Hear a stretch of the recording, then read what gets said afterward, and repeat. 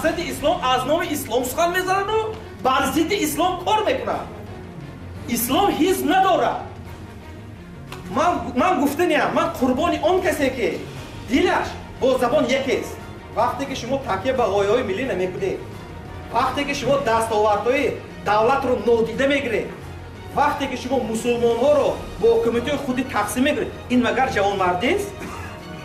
آقای کبیری، شما میگویید که دولت برای ما چیکار کرد؟ از خود بپرسید که شما برای دولت چیکار کردید؟ گفتید فابریکه و زواد بنیاد کردید؟ یتیمخانه ها بنیاد کردید؟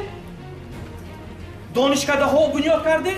یا از جان خود گذشته به سرزمین جنگیده ایستاده افغانستان رفتید؟ جوانان تاجیکستان رو هرگز گمراه نسازید. تاریخ این را نمیبخشد.